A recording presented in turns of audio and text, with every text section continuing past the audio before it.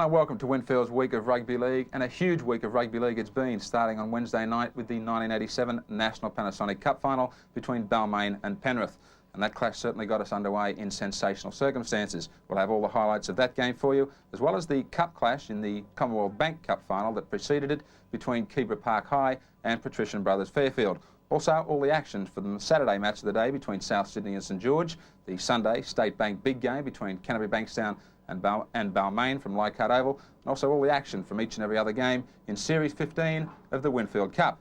But our week got underway, as I said, last Wednesday night under lights at Parramatta Stadium, the 1987 National Panasonic Cup Final between Balmain, who were out to become the most successful team in Cup history. They're up against the Penrith Panthers, who were trying to win their first Cup Final, backing up after making the initial Cup Final way back in 1974. Hello there and welcome to National Panasonic Cup Final time. It's the time that we've all been waiting for, the wonderful buzz going all around the ground. Well, the finalists, of course, are Penrith and Balmain. Now, the interesting thing is the amount of money that's involved. When they started out, it was only $50,000. Look at it now. The winner, $140,000. The runner-up, $100,000. The Penrith side, as we look through it, is a good one. Robards, Robinson, Bentley, Izzard, Lydiard, Alexander, Fitzhenry, Craig Izzard at lock, Geyer, Cartwright, Ackery, Royce Simmons is the captain, Brandon Lee is the other prop, and the coach is Tim Sheens. Now the Balmain side is a very, very good one. Jack, Davidson, Conlon, Hanrahan, Gartner, Gale, Neal, Pearce, Brooks, Sirinen, Sinclair, Elias, Clark, and the coach, of course, is Bill Anderson. Okay, well, the protagonists are on the field now, ready for the fray. Balmain are apparently going to run from left to right. They will have tossed in the grandstand. Penrith will be receiving the ball, and away they go.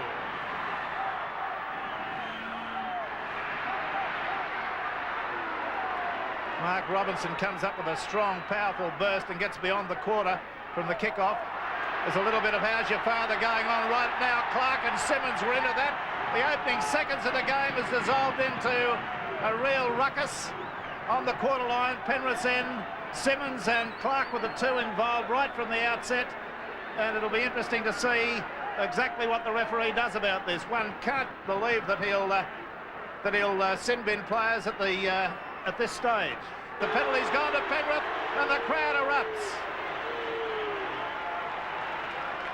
Simmons now going to set up a blindside, gets it on to Brandon Lee, and he charges at the line, only 2 metres out. Royce Simmons, away to Fitzhenry, onto Alexander, long cut-out pass. Gone out there to Robinson, who's still 10 metres out, gets to his feet. Gaius trying to get himself propelled forward. He was standing still when he took that ball. It'll grab a kick through into the in goal. Gary Jack's got it. Fitzhenry effects a tackle on him, as does Alexander. Benny Elias trying to run from dummy half. He's dragged back into the in goal. Now only half his body over the line. Wayne Pearce going straight and hard. And this time it's going to be Ackery called out for the tackle he effected on Wayne Pearce. So plenty of feeling in the 87 National Panasonic Cup. Oh, now Scott Gale's kicked, and the ball's got off the side of his foot, and the game is 1 yard. 1 yard from the goal line. The tap restart. Russell Gartner comes in to take it. Penrith are all fired up, I can tell you. Benny Elias elects to go on his own there, makes a few metres. Neal's at dummy half. Away to Clark. Clark buried by Ackery. Back to Scott Gale. And he gets it the hell out of there and kicks it up over the halfway line. Simmons had no one to pass to there. The back of the nearest player to him was turned to him. Gary Jack drops that behind him. The referee quite definite about that. No knock on. I agree with the decision. Neal at dummy half. Onto Davidson. Davidson runs strongly. Craig Izzard tackles him. 14 minutes still to go in this first quarter. And there's a penalty against Penrith for failure to get back to 5 yards. Benny Elias onto Gartner. held it back over to Paul Clark, who went up the blind. Sinclair running on the edge of the ruck, straight. Balmain setting up a move onto Neil. Conlon, the run around to Sirinen, who makes no ground. They're tackled about 3 metres outside the quarter. Neil, Gale, Jack. Come away, come away. Just on the quarter line now. Vinny Elias gets a towering kick up. Oh, Gale's got it, and he scored! It's a wonderful try. Scott Gale has come up with a magic catch from a bomb. It went towering up in the air by Elias. Watch it again. On the National Panasonic replay, another sensation, a super start for the Tigers. Scotty Gale decided to go for the ball. He wasn't just going to play the man. He leapt brilliantly to bring it down. Again on the replay, just keep your eyes on Gale. If he does manage to get in front of Elias, no, he's clear. Mick Stone was in perfect position to see that. Plenty of pace to get underneath the ball. A great chase from Scotty Gale. And the Tigers supporters have erupted around Parramatta Stadium with this man, the electric Scotty Gale. There it is, another 2 points. So Balmain 6, Penrith 0. Royce Simmons lost the ball. Balmain in possession now. Neil's got it. A long cut-out pass out to Gale. Gale to Davidson. Davidson put down by Izzard. What do the footy tab people say about this game? Rex, there's $65,000 in the dividend pool, and 60% of the fans have gone for the Tigers to win. But the popular score, Balmain 18, Penrith 10. Thanks very much, Johnny Croucher. Balmain 18, Penrith 10. Out to Conlon. Hanrahan. Gardner's rounded his man. He's going beautifully. Gets a pass back into Pearce. Pearce goes strongly, and he's tackled just short of the line. Doesn't go for the double movement. Gets to his feet. Plays it now to Conlon. Conlon's backslammed hard by Ackery. Now it's in Hanrahan. Elias. Gale. There's an overlap out there if they can move it. Sinclair's gone on his own. There were 3 men over there on the left for Balmain, and the pass was taken. And Elias goes for the drop at goal. It's all too quick, and that was a miss. On to Sirinen, running as a foil. Got through the first tackle. Couldn't get through Cartwright's. Elias, Clark, Brooks, on to Pearce. Pearce gets a pass away late to Brooks. Out there to Hanrahan. He's tackled about 18 metres out from the Penrith line. Elias has a kick charge down, taken beautifully by Elias, and it's going to be a penalty to Balmain. Offside is the ruling. See it again. He couldn't have been offside by more than half a metre.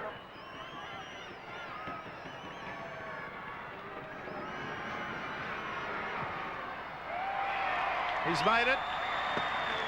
So the score now, Balmain 8, Penrith 0. On to Cartwright, a dummy. Driven towards the sideline. On to Brandon Lee, and he's charged at the line, 9 metres out. Simmons clapping his hands impatiently there. On to Ackery. Ackery about 8 metres away from the line. Simmons, Fitzhenry, Alexander. Oh, some very good tackling there, and you'd expect Benny Elias to be involved in it. Way to Fitzhenry, props. Last tackle coming up. And there's a penalty against Conlon. Failed to let the tackle player get involved. And again, credit this time to Andrew Fitzhenry. The man realised that the pressure's on for the Tigers, and he was struggling as quickly as possible to get to his feet, forcing the error out of Ross Conlon. At about 20 metres in from the sideline, not a difficult kick. And gets it. And the crowd erupt in front of us here with streamers and bits of paper being thrown in the air. So the score, Balmain 8, Penrith 2. Vinny Elias. Out to Clark. Sirinen kicks his way free of a tackle. Gets a pass away to Davidson on the left wing, going well. He's only got the fullback to beat. Robards comes at him and puts him down with a copybook tackle.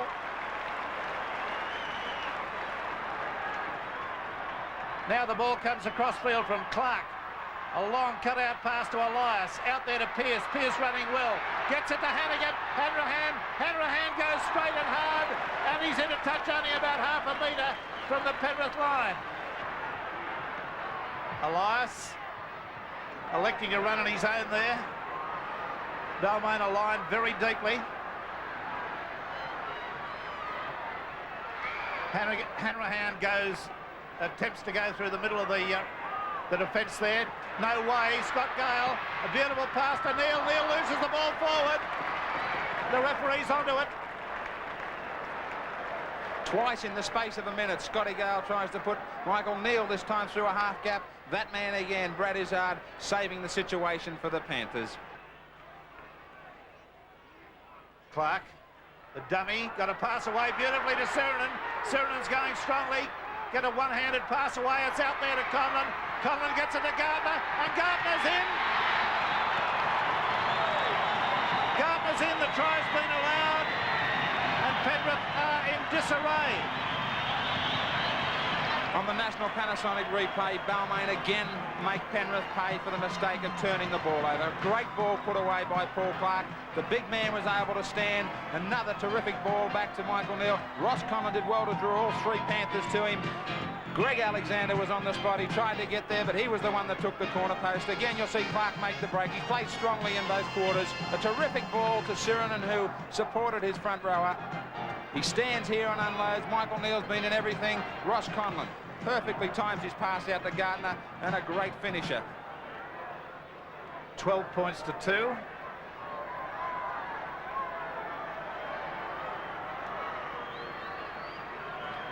Ross Conlon now. Just away to the right, so the score remains Balmain 12, Penrith 2.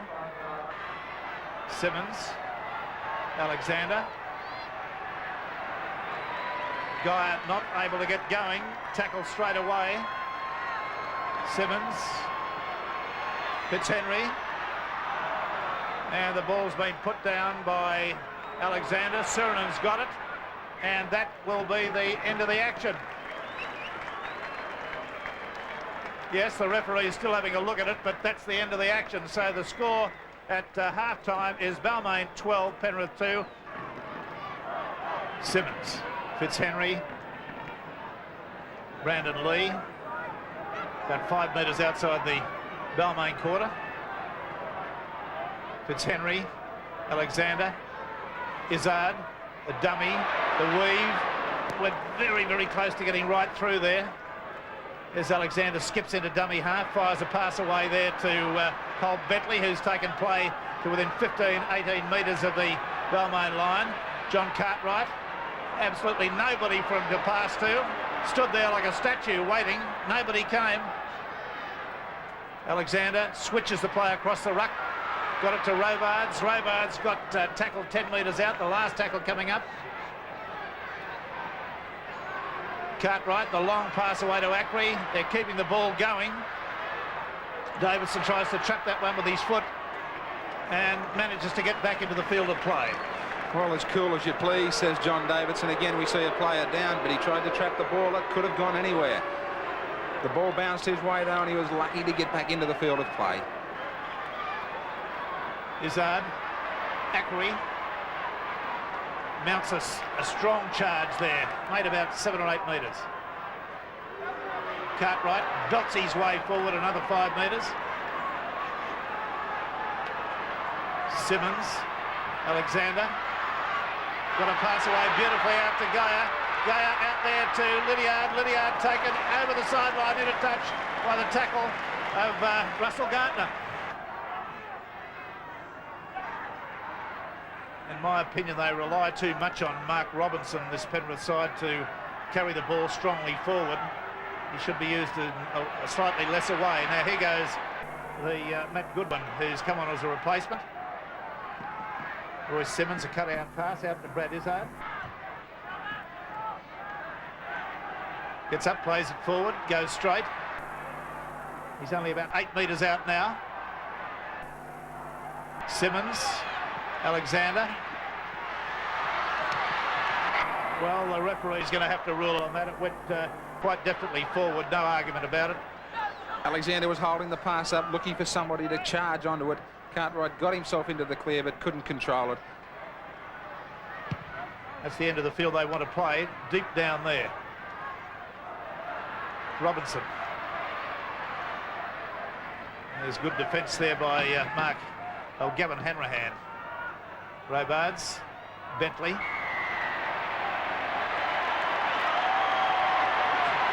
Well, Royce is being a little bit difficult about that.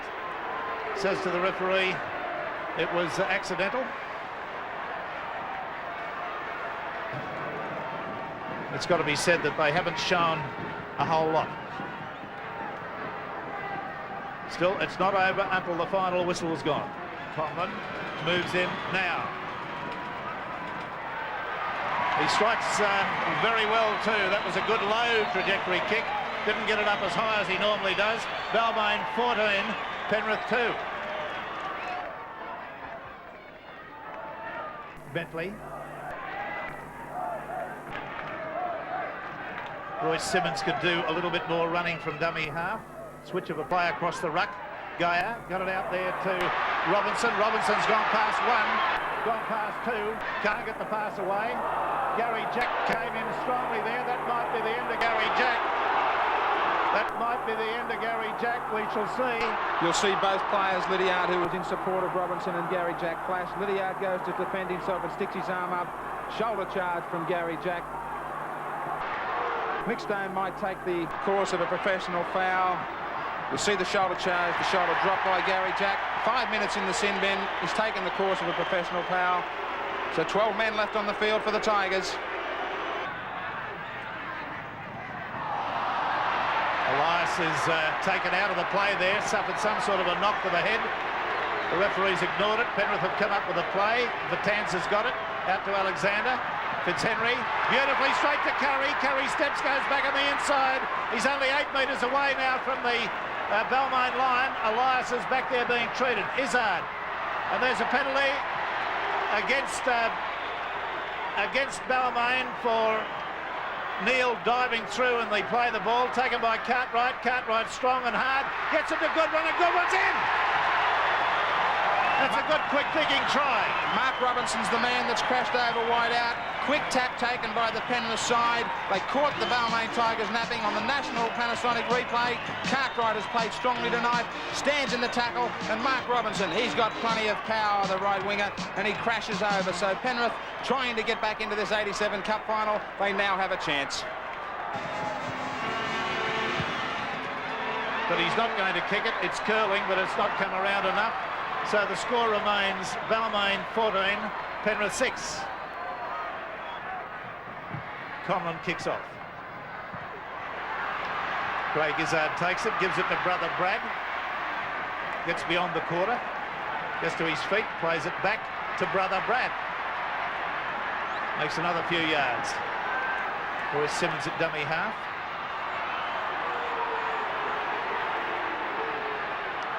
Good quick hands out to Alexander.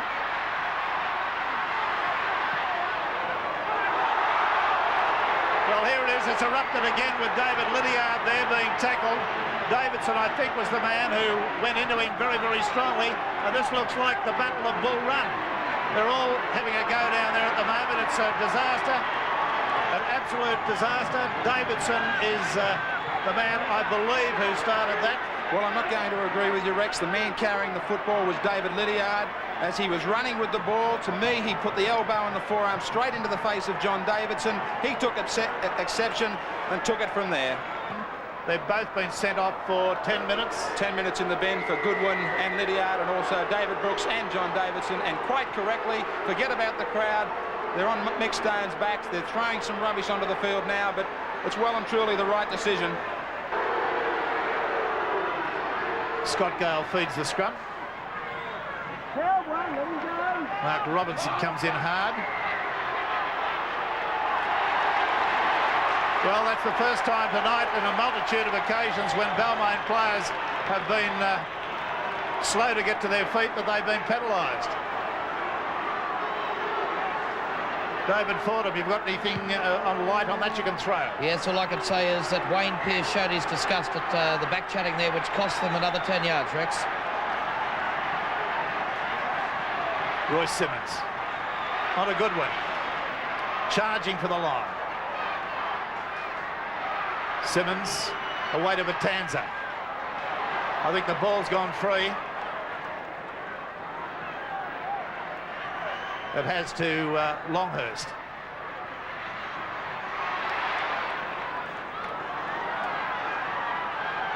Simmons, Cartwright onto Gaia.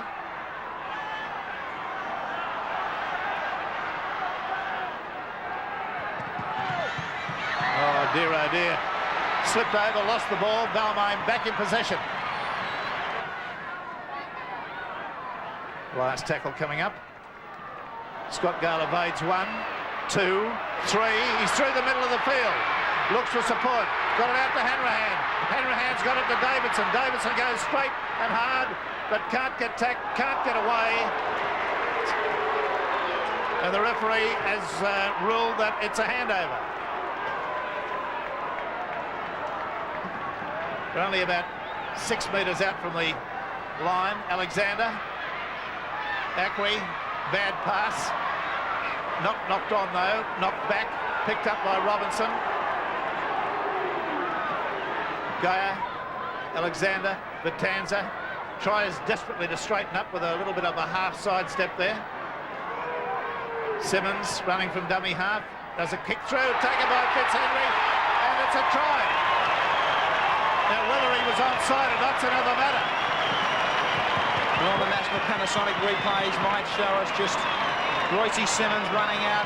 He sets himself to kick just over the line. Well, Mike Stoner's in a perfect position to see Fitzhenry, the man, snapping it up, and with only minutes to go in the 87 National Panasonic Cup Final, what looked like a perfect victory for the Balmain Tigers now is going down right to the line as we see Royce Simmons again run out of that dummy half position. The chip across field. Andrew Fitzhenry, the 18-year-old, scoops it up, and now some hope again for the Penrith Panthers. Here's Fitzhenry. Okay, he raises the flags. Well, very slow formation by Balmain. It's in and out the Balmain side. Greg Alexander's dropped it, but he's dropped it backwards according to the referee. There's the hooter in the background gone. The player. Well, we don't need that. The last tackle of the match was a very high spear type of tackle. Players raced in, so that is the end of the section for Penrith. We've had a scoreline that reads 14 points to 12. The scorers for the Balmain side have been Gale and Gardner at try each. Conlon, 3 goals. For Penrith, Robinson and Fitzhenry have scored tries, and Fitzhenry 2 goals. That's the difference, 1 set of goals. There to make the presentation of the cup, Mr. John McGuirk, the state manager, the New South Wales state manager of National Panasonic. Also Mr. John Quayle, the general manager of the league. And again, for the second time, this moment for Wayne Pearce.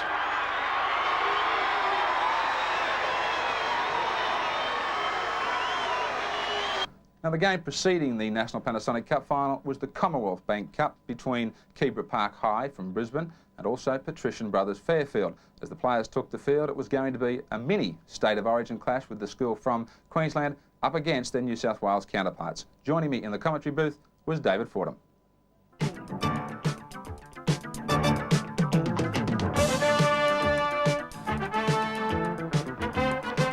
And a very good evening, everyone. I'm David Fordham, and welcome to the Parramatta Stadium for Commonwealth Bank Cup number 13. Tonight's cup final is a classic confrontation of 2 champion schools. Keebra Park High from Queensland playing in their first ever cup final, and their opponents tonight, Patrician brothers Fairfield, who have now reached 7 cup finals, and they've won on 4 occasions. Just have a look at that impressive performance going back to their first ever cup final in 1975. It was won by the boys from Fairfield. Can they do it again tonight? I'm sure that this Keebra Park side, with all their support, 3 busloads down from Queensland to support their side tonight would like to go away with a victory to become the first Queensland side, or only the third in history of the National Panasonic Cup to have reached a final, and the first ever from Queensland if they can go away successful tonight. So the stage is set for the Commonwealth Bank Cup Final for 1987, and it's Robert Hollindale to place the ball on the halfway line and to get this cup final underway. An interesting selection in the front row, wearing number 11 tonight, Jamie Jackson. We see the Sean Daly and Michael Wise, who have alternated in the prop forward role with Dallas Kelly in the front row, both sitting on the bench tonight, and Jamie Jackson makes a long overdue return from injury, Graham, and I believe a player, an outstanding player to watch tonight. Yes, well, as they kick off here in the 87 Commonwealth Bank Cup Final, he will be an important player because, as I said, size is important, but also important in the early stages here are nerves, and I'll be looking for both sides very early on in the piece to ensure that their kicking game is in order and get out of their own territory. So David Daines goes into dummy half. It goes out through Trimboli, and there's the not a confident start by the prop forward, Jamie Jackson. First man in's got to go low, one man over the top to really tidy him up. Well, tonight we're again making the decision on the Player of the Year for 1987 at this point, and any number of players, and these two sides could take it out. We'll come back to that again in a moment as Kyle White's taken in the tackle just outside the 22. David Daines out to Sarkissian in turn for Weston, beat the tackle, finally wrestled to the ground by Hearn, the lock forward. That's Trimboli, attempted drop goal, it's got the distance, it looks good. Referee Cooley says it's okay, and Fairfield gain a 1-point advantage through the drop goal by Ivan Trimboli. It's a soccer scoreline here at Parramatta Stadium. Kyle White showing the ball, busted through one, stood in the tackle, got the support of Daines. He struggled through one and took play inside the 22. Final tackle for Fairfield. Weston. There's the kick through, pressure on Tuivasa. Oh, he's lost it. Here's a chance. It's a try. Dallas Kelly comes up with the 4-pointer just 3 minutes before the halftime break, and a 5-0 lead to Patrician Brothers Fairfield. Well, it wasn't on the kick. We saw Bolger put the ball into the air. There was no real pressure on Tuivasa here. Players weren't within 5 metres of him at the time, and Dallas Kelly, who's been having a big first half for Patrician Brothers Fairfield, a very simple mistake by the winger. Again, you'll notice that the defence, whilst there was 4 and 5 players coming down, they weren't within 5 metres at the time. Dallas Kelly picked up the mistake, towed it ahead. Good thinking by the front rower, and now a sensational start for Fairfield. So Graham nicknamed this man Joe Cool, very much like Mike Eden. He places the ball and just comes back, moves in. He's kicked it. What a great kick. Oh, a beauty. It's 7-0 in favour of Patrician Brothers Fairfield. Big Stevie Roach, man out injured for Balmain early on in the first round, due to make a comeback very shortly, looking on in this Commonwealth Bank Cup Final as we see a penalty right in front of the posts go to Fairfield for incorrect playing of the ball, and an enormous opportunity for Ivan Trimboli. Graham, what a place to give away a penalty when you're trailing by 7 points to 0 and only 27 minutes of play left in the cup final. And it's a tough scoreline there in the form of penalties too for this Keebra Park High side. Fairfield 6 penalties to 2, and the scrum's just shading in the favour of Keebra 4-3. Well, there's a great shot from the cherry picker, Ivan Trimboli, 1 from 1, and what a kick it was.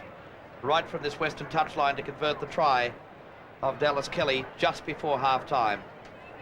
He's also dropped a field goal, but gee, I just wonder if this could put Keebra Park out of reach if this is successful.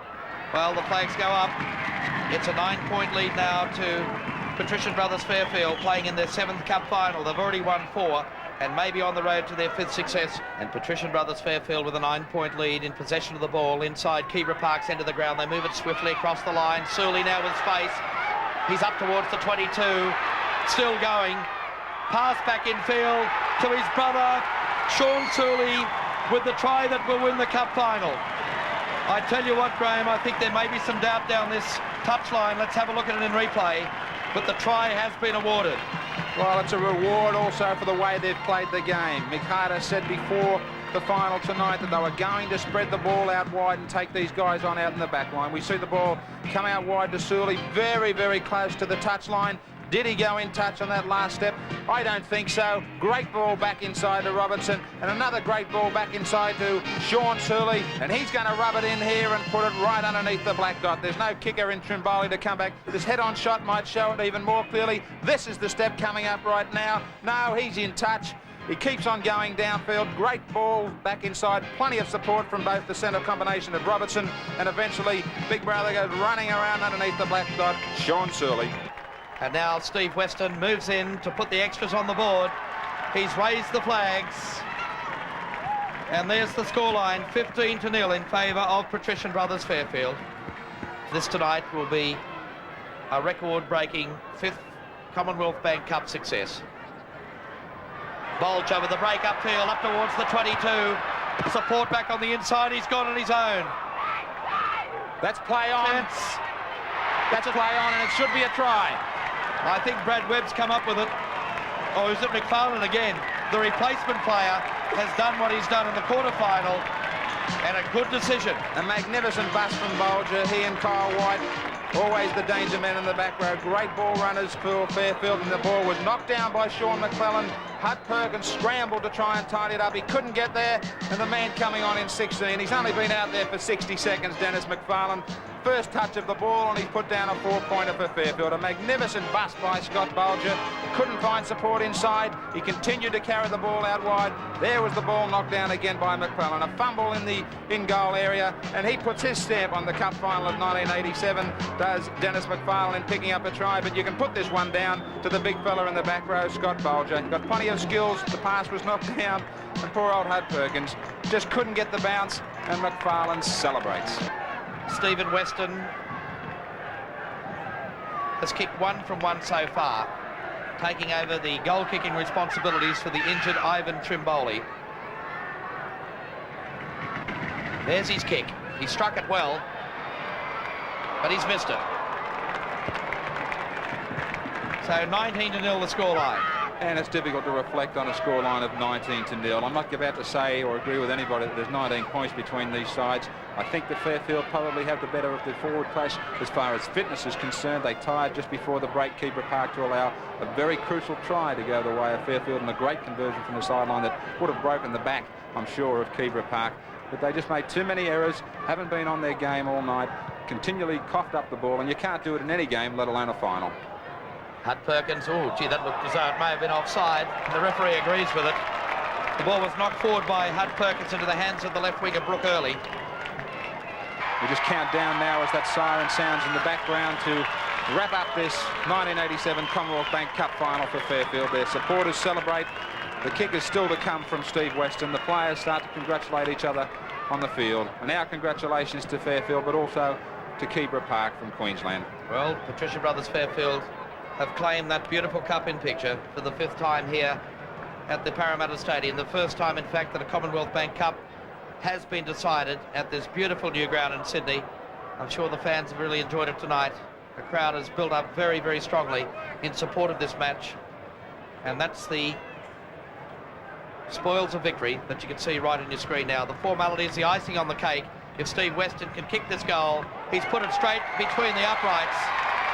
And Patrician Brothers Fairfield celebrate a 21-0 victory over Keebra Park of Queensland. And what a great moment for this school, so steeped in rugby league tradition. And a tremendous moment for their captain, Kyle White. Also at the presentation area, Mr. John Quayle, the General Manager of the New South Wales League. There it is, that's what it's all about.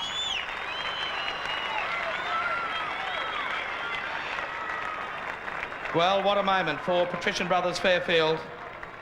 And as an added bonus tonight, ladies and gentlemen, the voting in our man of the match went 3 points to David Daines, 2 to Ivan Trimboli, and 1 to Jason Robinson, which means, in fact, that the Patrician Brothers Fairfield hooker, David Daines, becomes the man of the series. And there he is celebrating a magnificent performance by David Daines as he holds the Commonwealth Bank Cup aloft. Our congratulations to Patrician Brothers Fairfield and to their coach, who masterminded the win in 1987, Mick Hardis. But I'm sure that when sides relish this moment, victory, we must also think about the side that will make their way back 500 miles to Queensland. Turned in a gutsy performance tonight. We see Mick Hartis there, the Fairfield coach, enjoying the spoils of victory, but I think we should acknowledge the great performance by Keebra Park High from Queensland.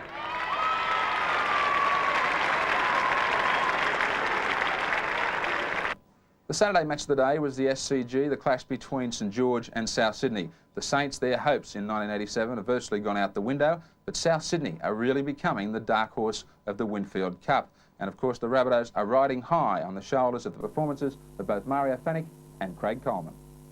And these two clubs, traditional rivals. Of course, way back in 1965 in the grand final, they drew the biggest ever crowd here at the Sydney Cricket Ground, just over 78,000. There's the kick-off. South Sydney get the ball after St George kicked off. South Sydney defending that southern end of the ground, the Randwick end or scoreboard end, and Lindsay Johnston taking it up just outside his own quarter line. Fullerton Smith up there with Young. In at dummy half as Coleman. Now taking it up this time as Mario Fennick. He's going to be asked to play it midway half and quarter line. Down in South Sydney's territory, back towards the cricket pitch in the centre of the field. Let's go down to the sideline. And good afternoon to Ian Hansen. Thanks, David. The St George Dragons running from the Paddington end of the field with a light breeze at their backs. As always here at the SCG, the wind is swirling into the centre, and that makes it tricky for players. And the field, as the viewers can see, is an absolute magnificent condition, and that augurs well for the State of Origin game on Tuesday night. It is actually in outstanding condition, the field, and there's almost a mistake made by Funnell. In fact, he has made the mistake. He didn't take it on the full, and Jason Moon quickly has pounced on that ball, and he's got it for South. 18 metres out, Coleman sends it away to Maven. Oh, good tackling that time from Wilfred Williams, but 10 metres out, the Rabbitohs. It's with Coleman. Now the ball comes away to Fennick. Fennick will go close. Oh, he's half a metre out. He's pulled down. Good tackling that time from Beattie in desperation. Coleman again in a dummy half. He sends the pass away from Ellison. It went out to Andrews. Andrews has slipped the pass back to Cruikshank. The wide pass over the top. They've still got a chance here, the Rabbits, but Harrington couldn't pick it up. He got a bad bounce. And up there affecting the tackle, Ricky Walford. Last tackle against the Rabbits. They're 19 metres out as the pass comes to Ellison. He puts the grubber kick in across the face of the goal. Here's a chance for South still. Wilfred Williams is back there. Can he get back into the field of play? No. Good football from South Sydney, and play will restart with a line dropout. Certainly was great football, David, but bad mistake by the fullback, Steve Funnell. Well, this is a kick here, and a very good one indeed. Now, you'll see that the St George defence is split there. Beattie was looking to say, where is everyone? A little bit of confusion. And Chisholm's wrapped up by good St George defence that time. Fullerton Smith, Townsend and also Selby. Coleman's pass away to Fennick, throws the dummy in on his own. Back it goes. It's picked up by Coleman. Coleman out wide finds Maven. Maven's got the pass away. Now to Harrington. Harrington, the strong, long stride running winger, has got within about 8 metres of the line. As Coleman's put his kick and in behind the St George defence, and Williams is back there. And I think he's got it for St George, and it'll be another line dropout. Well, this is losing your teeth. Well, you were nearly as awkward as that wingman was to put down there, David. But this St George defence is completely mesmerised by the South Sydney onslaught at the present. They've kept the ball alive. They're looking for the man in support, and it's paying off. And once again, very, very fortunate for the Dragons. A lot of pressure. They're well and truly on the rack. Well, St George have missed 7 tackles already, and we've only just had 5.5 minutes play. It's been all South Sydney. They've got the ball on the St George quarter line. Fennick in a dummy half. And that's Johnston.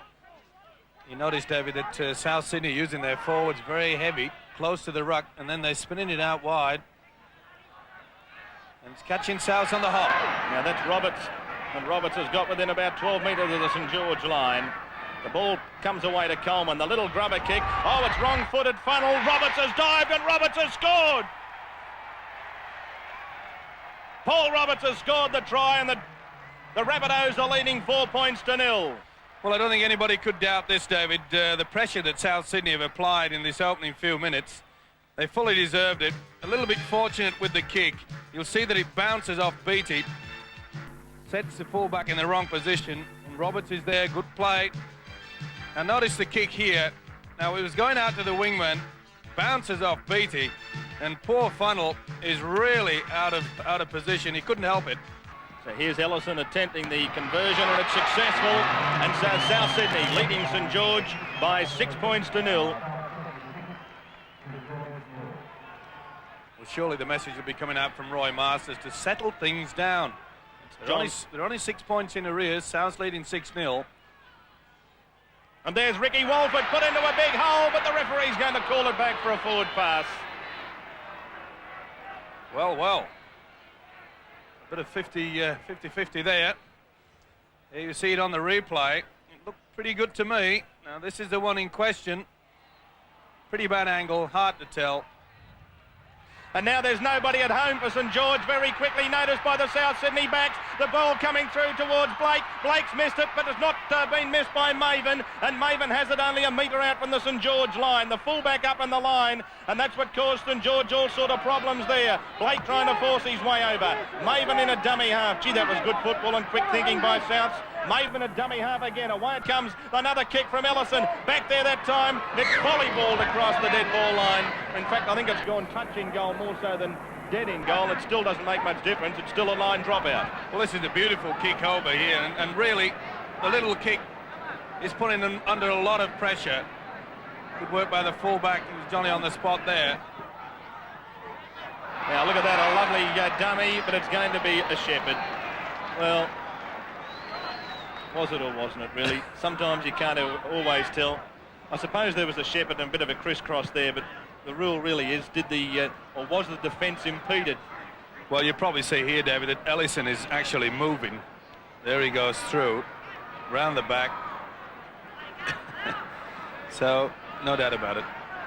He went through the hole as it was created by the decoy. So I suppose that's fair enough, isn't it? St George have got it though. 12 metres out from the South's line. Robinson's pass finds Beattie. Beattie coming back on the inside.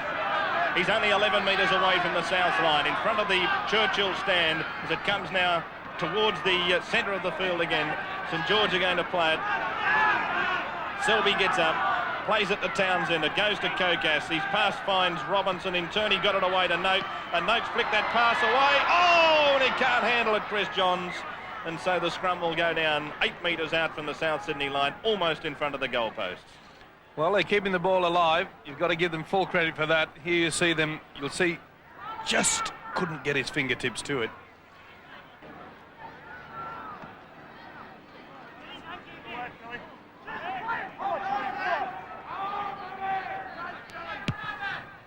There's the kick up over the halfway line, down to the quarter line. That's a good kick because Funnell had to run a long way to get that, which has given the South Sydney defence plenty of time to get up, and Moon wraps him up right round the leg. Quick play the ball. He should have checked there was a dummy half there first. As Wilfred Williams takes the ball back towards the halfway. Gee, that was a heavy tackle. Quite legal though. Roberts over the top. Kokas. Now Ricky Walford coming in off that left wing. Well, this Roberts certainly showing he does more than just attack. That really was a good set-up tackle. The ball's played. It comes from Ellison to Maven. Maven back in amongst the forwards. He's away from Beattie, but he won't get away from Townsend. Beattie comes again. Coleman again. Short-sided comes to Johnston. Johnston's taken there by Graham Wynn underneath. Townsend over the top. Open side, Coleman sends it away to Ellison. Holds the ball up. He's going to be tackled. Oh, he managed to slip that away. That was a good piece of work as Fennick down towards the halfway line. Fennick still going. He's got Coleman in support. He's got Blake on the outside. Blake's got it. Blake slipped the pass back to Coleman. He almost lost his balance. He sends the pass back. It goes to Andrews. And that is a super trial. Did he get it down? Yes. What a great try. Certainly was, David. S-U-P-E-R. Super, super, super. And that is what support football is all about. Coleman out wide to the 5'8" Ellison. He holds the ball up. How he got this away, I'll never know. Beautiful, neat pass to the lock forward, then on to the skipper, Fennick, and he does very well indeed. This is about the 4th break the hook has made. He keeps himself calm and clear. Out to Michael Blake, inside to Coleman. Coleman dummies on the inside. A beautiful long ball out to the lock forward, Andrews, and in for a super try. From Ed Horn, let's have it. Now this is the ball that started it all. It should have been killed there. It wasn't. The ball kept alive. And this is a hooker, remember. Out of my way twice. Craig Young says, uh-oh, we're in trouble. He's looking for support. Beautiful insight to Michael Blake. Now, what's the dummy here? There's no one at home that side. I'll go the other way. Long ball. And he just split that St George defence. Here's Ellison coming in to add the extras. They're added. And so South Sydney leads St George 12-0.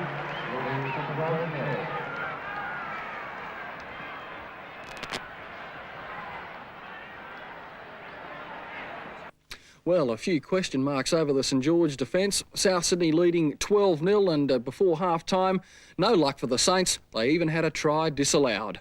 He took a fair bit of defence with him that time. Young, blindside, back it goes to Note, and Note will score, but it's a forward pass.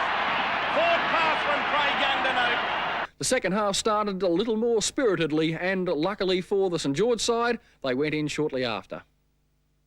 Townsend a dummy half. Young going on his own. The pass goes to Fullerton Smith. Fullerton Smith tried to dive and get over, but he couldn't get there. Blindside it comes now. Funnel will score, and Funnel's in. The Dragons are back in business. Steve Funnel scores the try. It's 12-4 in favour of South Sydney. Let's now rejoin the match with commentators David Morrow and Mike Stevenson. South Sydney win the scrum. Ellison coming under the ball, then Cruikshank, the fullback, coming into the line well. He's going to play it just outside the St George quarter line. Down on the ground, injured as Beattie, as Andrews takes it ahead. And Beattie's in some agony out there at the moment too, the St George centre, as Coleman goes the other side, switches it out through Joe Thomas. Thomas sends it back to Coleman, and Coleman spied the opening, but it closed pretty quickly. Beattie receiving attention. South Sydney right on the attack as Coleman goes straight on, I should say Chisholm goes straight and hard, just out from that St George line. Now it comes to Ellison, and Ellison going to be held up and asked to play it right in front of the St George goalpost. Last tackle. Now Coleman's one man off the ruck. Blake is a dummy half. The ball comes to Coleman. Coleman tries the grubber kick this time. Something different. And in the end, the ball comes off the chest of Steve Funnel across the dead ball line, and play should restart with the line drop out, and that's going to happen. Good refereeing and good touch judging here from Martin Weeks. Certainly was, and a good kick here. They expected that South would go for the field goal attempt. And there you see, no doubt about it. Ellison is held up there by Robinson and Johns. Bennick dummy half. Coleman. The wide pass sees Andrews get it, and Andrews, the lock forward, fires the opening. He's still going, Michael Andrews. Back it goes to Coleman. Coleman sends it away to Chisholm. Chisholm's out of one. He's still going, and Chisholm will play it just outside the St George quarter line. Fennick from dummy half. It comes from Coleman. Quick hands. It went from Thomas. Lovely work out there. It finishes up with Roberts, but Roberts couldn't maintain his momentum. He was falling over, really, as he took that pass. And he's got it about 18 metres out. Now they're going to have a long-range shot at field goal. There it is. It's very high, but across the face again. No, it's over.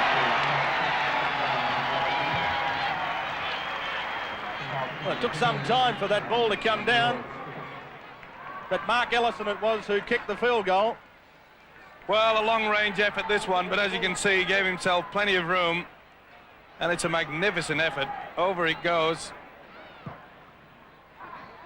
So there's the restart from St George. South Sydney have got it. And that's Harrington, who's gone straight through them. I wonder how fit Beattie is out there at the moment. It's very rare you see him miss a tackle, and that's who Harrington ran straight over the top of that time. So South Sydney have stretched that lead to just 7 points. 13 points to 6. But they've been working for that field goal, and now a beautiful pass. And look at Paul Roberts, the big second rower, has broken them up. Back it comes to Coleman. Coleman trying to link up on the other side of the field. Holds the pass up. It's come to Maven. Maven for the corner. Maven sends the pass back on the inside. Harrington can't handle it. And Townsend, the hooker, cleans it up for St George. Oh, but what fabulous football. And there's going to be a penalty here, I think. Well, a bit over excitement there from Maven. That is one of his problems. After that magnificent run, he realised he'd thrown a wasted pass. And there you see, this really was a wasted one. It could have done better to just hold the possession. In the back play, Steve-O, too, it was Mario Fennick, and he's doing it right now, has told this kid to keep his cool, to go back and play football and do nothing else but. He's just got to cool his temper, this kid, and he'll be a top player. If he doesn't, then he's a liability. Well, talking of liabilities, I'm sure that the man in your screen there knows all about that. He's had a few problems himself over the few years, but he's certainly cleaned his act up. Well, that is stupid. There is no doubt about that penalty. There was a marker, he picked the ball up on the ruck, and the penalty goes to South. Now, Craig Young, of all people, should know better than that. It doesn't need any comment, does it, David? So here's Ellison moving in, the shot at penalty goal. It's high, it looks pretty good, it is! What a good kick! And so South Sydney are leading St George by 15 points to 6 with just 16 and a half minutes remaining in the match. Dummy half is Wilfred Williams. He sends the pass away to Kokas. Kokas holds the pass up now, and going through that gap then was Funnell as it went away to Beattie, but that was good defence from Coleman. Beattie plays the ball forward. There was no marker. The pass comes out wide now as it goes to Williams. He couldn't handle that, but he's managed to get it back. The referee said knock back. Now Williams has gone straight through. He's still going, Williams. Williams, though, with no supporters, chopped down. That was a good tackle too from young Cruikshank. As Townsend sends it the short side, it goes to Kokas. He sends it away to Fullerton Smith. Hasn't he had a big game too, Wally Fullerton Smith? And he's tackled just outside the quarter line. Townsend, as it goes to Wynn. Wynn tries the kick into the end goal area.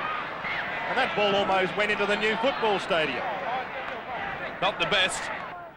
About 33 metres out from that South Sydney line. Chisholm takes it up, and Chisholm's going to be held up there by Robinson and also Note. Back towards the halfway line. They send it out now to Coleman. The wide pass comes across, even wider now, South Sydney trying to run it out through their backs as it comes now towards Coleman. Coleman throws the dummy. Old Roberts has gone without it, but picking it up well is Beasley. Beasley going up towards the quarter line. The referee said play on, and he's going to play it just 20 metres out from that St George line. He plays the ball. Jason Moon. Back it goes to Coleman. Now that's Ellison. Ellison back in amongst the forwards. The pass comes back to Coleman. Coleman throws that one-handed. It's picked up by Fennick. Fennick's got away though from Wynn. He's still going, Mario. The pass has gone loose. It's been towed through by Andrews, and Andrews will score. That's the ball game. Andrews scores his second try, and it's 19 points to 6. Well, unless you don't try things, David, you will never succeed. And South Sydney, full credit to them, they kept the ball alive. They've been doing it all afternoon. Once again, we see Coleman involved into it. He's mesmerised them today. Ellison, the switch inside, back to Coleman. Who else? Keeps the ball alive. And this guy, hasn't he had a great game? Once again, St George trying to go high, trying to give him a face massage rather than tackle him. Bit lucky there. Play on, referee correct. And as you said, David, that's the ball game.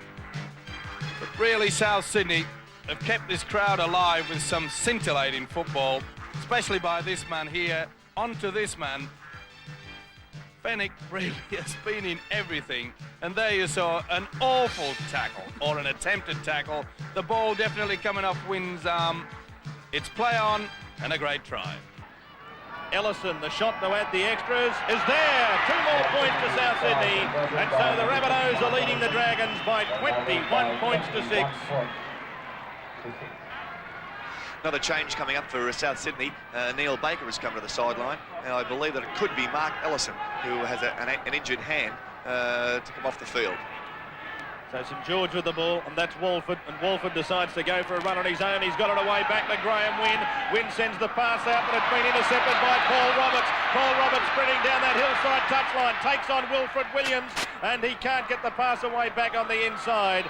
But what a great run from this long striding second rower from Moree as he plays the ball, and it comes away now to Coleman. Coleman, that long wide pass, he's picked off Andrews. Andrews' pass comes away to Ellison. Now it goes to Beasley. Beasley inside one, and he's only chopped down in magnificent cover defence there by Beattie. Few metres out from the Saints line. That could have easily been a South penalty. As Coleman gets it, he goes the blind side. It comes away to Harrington, but the referee, or the touch judge I should say, has said there was a foot put in touch, and so the scrum will go down only a couple of metres out from that St George line. There's Funnell. He certainly collected something here. Good effort by the wingman. There it is, no doubt about it.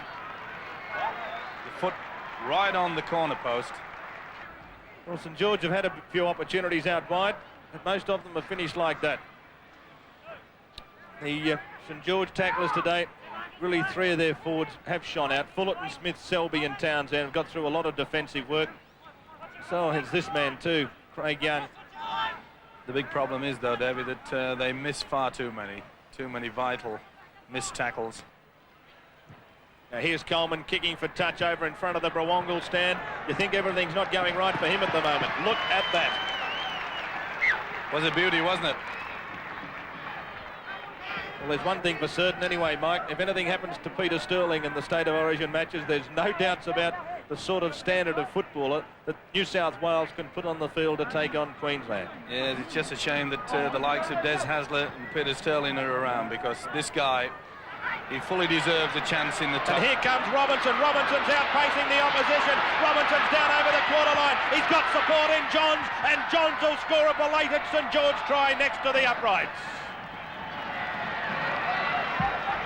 Well, the only thing that does is probably spoil a few footy chap cards, as the game's well and truly over. But at least, full credit, he hasn't had much opportunity to get space. And Robinson goes on the outside of Baker. He has the speed, so full credit to Baker, coming back after an injury. He chased him all the way, and on to Chris Johns for a consolation try, nothing else. And this is one of the few chances that the 5'8 has had. He was able to create space out wide. It was a beautiful pass inside and finished well. And for once, St George backed up.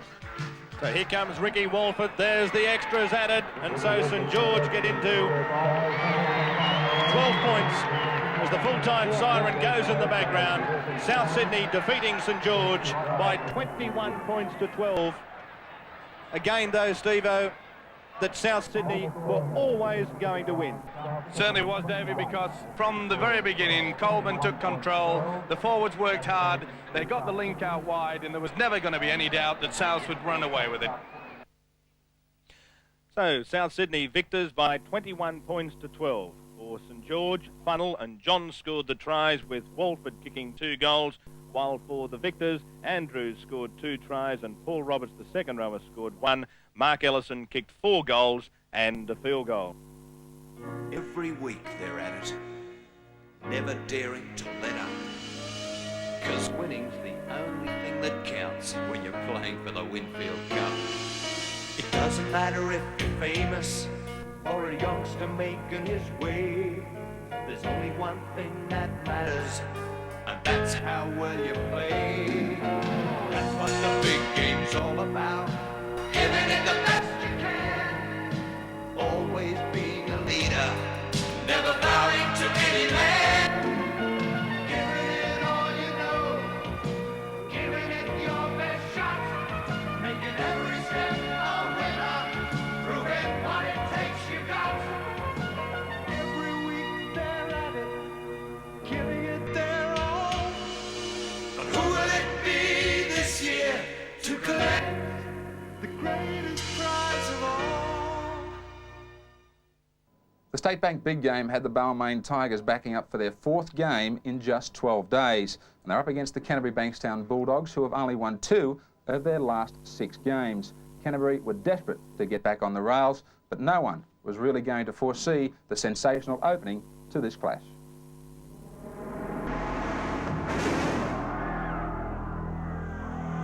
The State Bank Big Game presents the Winfield Cup.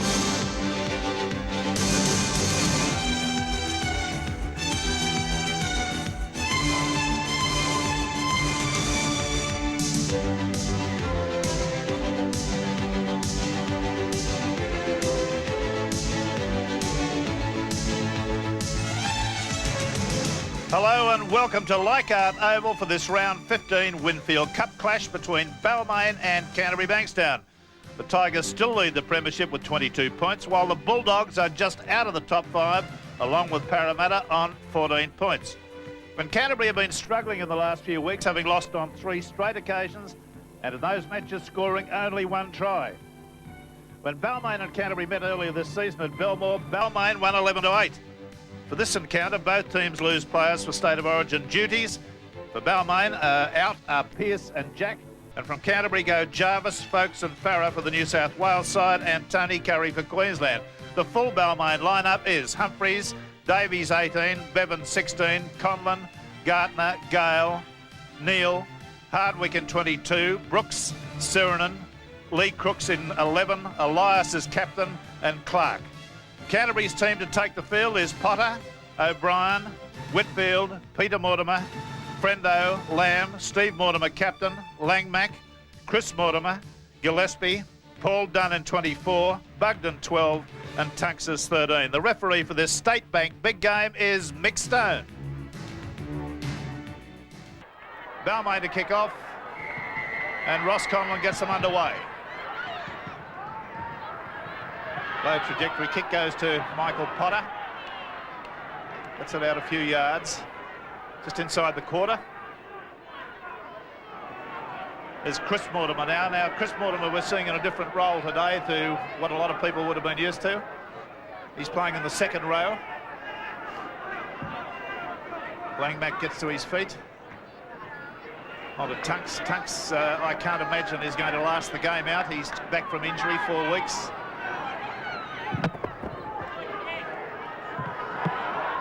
Colin Whitfield got that kick away. The ball's gone upfield. It's been touched by a Balmain player, put onside the Canterbury side.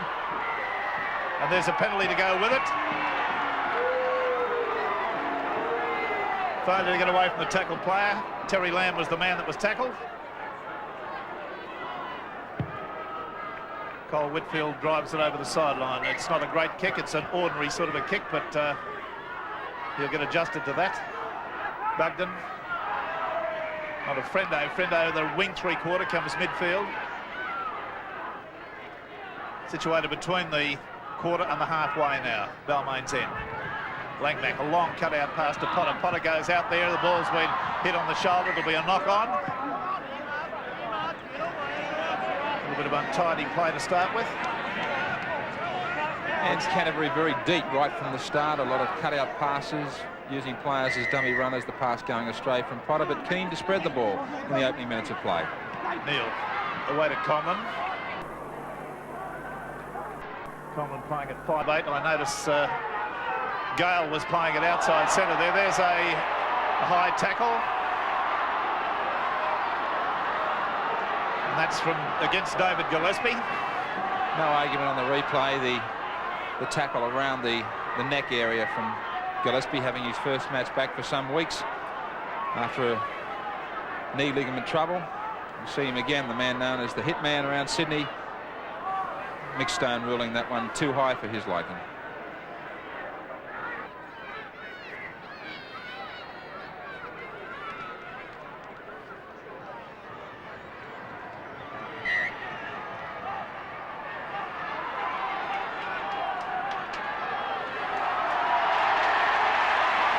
Well, he's been sent off.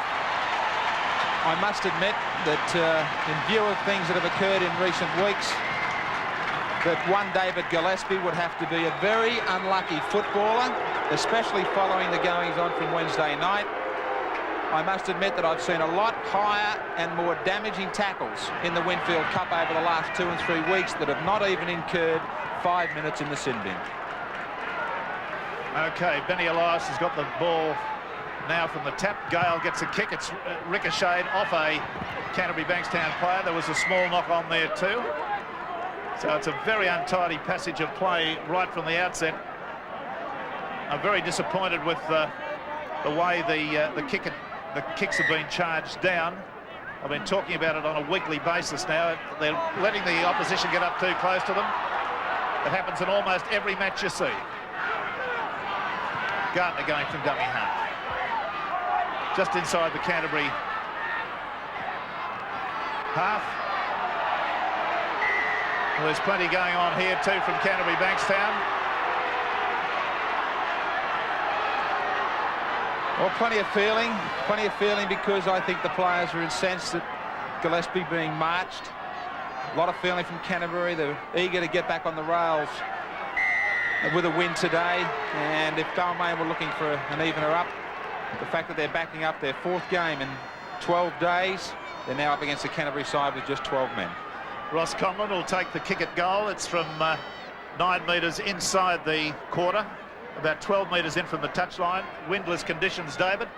Certainly are, Rex. There's very little breeze whatsoever. Peter Camero is the man that's come on as replacement for the injured Paul Bevan, a player that we've seen a lot so far in first grade with the Balmain side this year. They'll lose nothing with his inclusion in the side.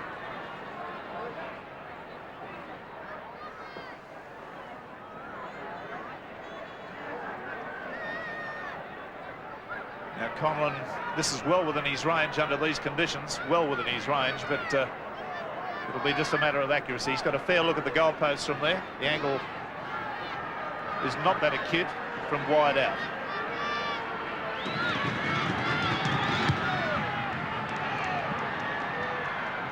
Goes away, it goes dead, so they'll get the ball back from the 25 drop. Winfield gives it to Lamb to get it off. Lamb drives it deep. Well, that's broken hard right. Hardwick picks it up. He's a player that's not kept up with fashion. He's still wearing the long hair of a couple of years ago. And the Elias dummy half. On to Clark. Clark plows forward. They'll be expecting a good game from Clark today. He's been in good form. And he really takes over a fair job in this Balmain side. Lee Crooks. There's Elias kicking downfield. Is it going to go out? It is by about 7 or 8 metres. Well, Paul Bevan rejoins the field. David, any comment there? No, I think he took a pretty heavy hit, knock to the head. He's been in the head bin, and we'll see Peter Camero come off. But one other thing to report from the Balmain dressing room is the fact that Scott Gale is carrying a suspected broken hand into this match, a legacy from the Cup Final against Penrith on Wednesday night. Conlon, Gale releases it to Davies. Davies going up the sideline, carrying the ball in the wrong hand, changes it to the other hand. Steve Mortimer's got him there in a wrestling hold, was trying to drag him towards the sideline. Gale, Conlon, Hardwick puts his head down and goes straight and hard. Around about the quarter line area. Elias switching it back to the blind. Neil weaving his way through the middle of the ruck, gets to the quarter line. Elias. Clark changes direction. Tunks gives him a bit of a head massage there. Elias. Conlon. Gale. Beautiful pass out to Gartner. Gartner's going strongly and has taken him a low tackle by Steve O'Brien. There's a high kick by Gale. It goes bouncing off Neil. Bounces into the end goal, and that is going to be a penalty to Canterbury Bankstown. Terry Lamb throwing punches there. I don't think the player that came near him, Davies, was in any way involved in any fisticuffs there. He was just trying to defend himself. Bugden restarts onto Mortimer, out to Lamb. Lamb tries to get round his man, can't do so.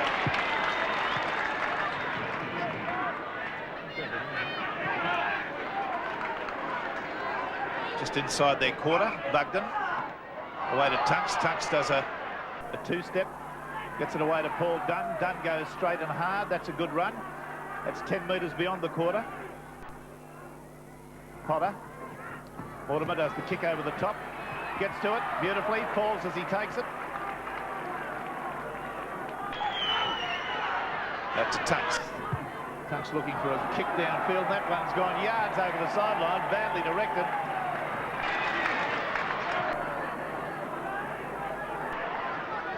So the scrum comes all the way back. Neil in and out. Conlon, the overlap out the right if they can use it. Bevan falls on it. The ball was touched in flight. 6 to go. Humphrey's now dummy half. But Crooks trying to pound his way forward.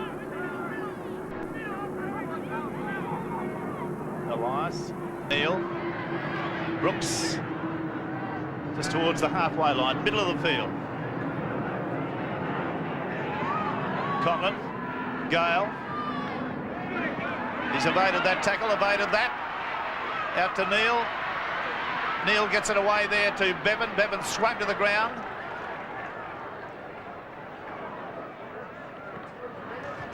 Elias goes to the kick downfield. It's gone sort of midfield. Potter's had to come back for it.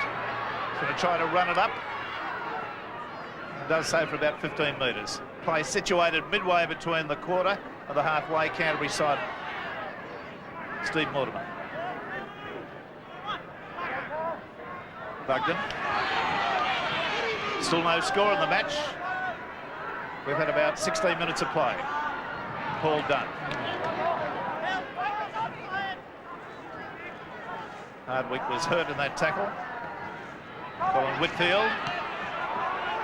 It's a pass away. It didn't go forward, but it went along the ground. Out to Langmack. One-handed pass, a flick pass into O'Brien. O'Brien's on the loose on the left-hand side of the field. Humphries will get to him. No, he doesn't. It's a great try to Steve O'Brien.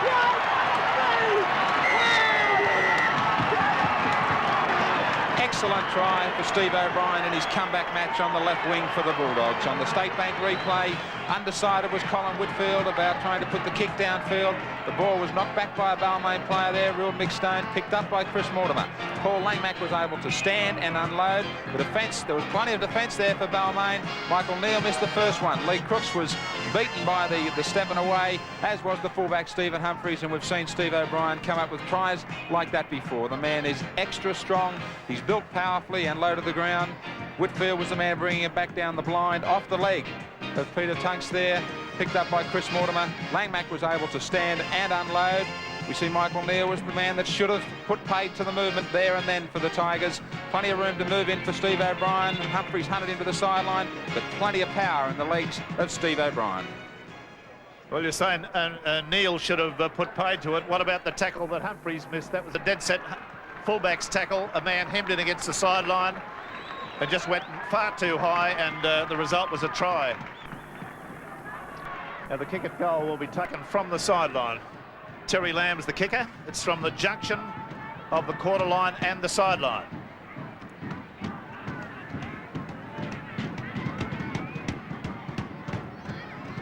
He's the second leading point scorer in the Rugby League at this point. 8 tries, 28 goals. The roar tells us that he's raised the flags. So Terry Lamb adding the extras. Canterbury 6, Balmain 0.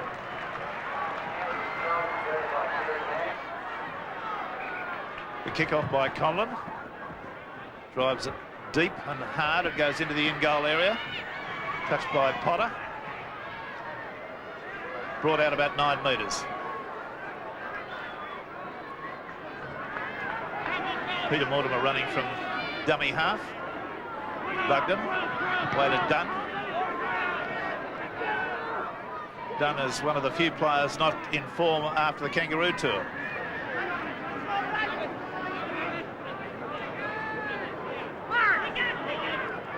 Bugden. Potter. That was slightly touched, I thought. All the Canterbury players are put on side. Humphries has got it. O'Brien pulls off a top tackle there, gets to his feet, plays it, does Humphries, goes forward another couple of metres. Tunks meets him with a heavy tackle and a swinging arm that missed on a Neal. Right on the halfway line. Elias runs from there, makes an inroad of about 8 metres. Clark, Hardwick,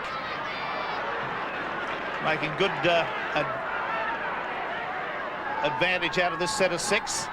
To Bevan, Gale to Davies. Davies up the sideline, gets a midfield kick. The call is from the referee that it's been brought forward.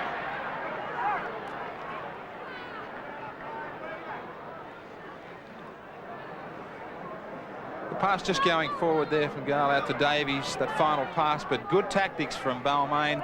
For once, they really did start to use the advantage that Canterbury only have 12 men on the field. They hit the ball up 3 and 4 times through the forwards and then tried to catch them out wide. Up, Balmain, up. Scrum is in and out. Lamb, Mortimer. Here's a gap for Whitfield. Whitfield gets it away to O'Brien. O'Brien goes up the sideline, gets through the tackle. Gets it inside to Potter. Potter's tackled about 3 metres or 4 metres short of the halfway line. Canterbury playing a different brand of football now, moving the ball around.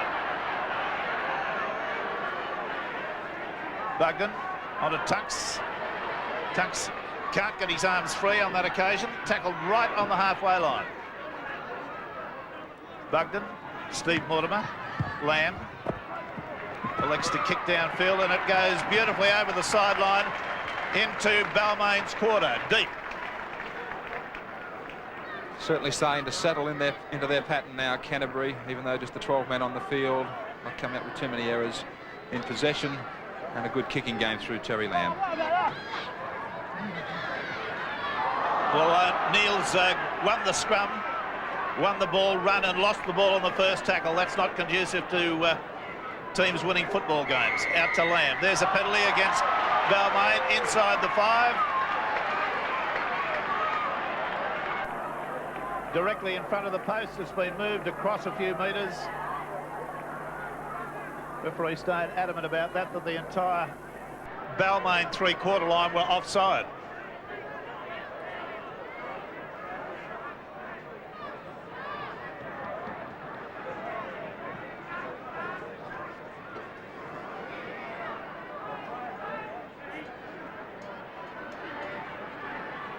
.95 points Terry Lamb's come up with so far this year.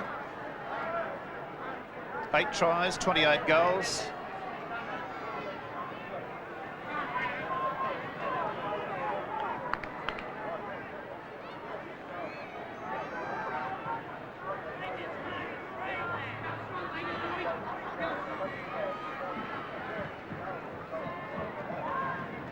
Kicked 3 metres short of the quarter line, about 6 or 7 metres off centre. Moves in now. No problem.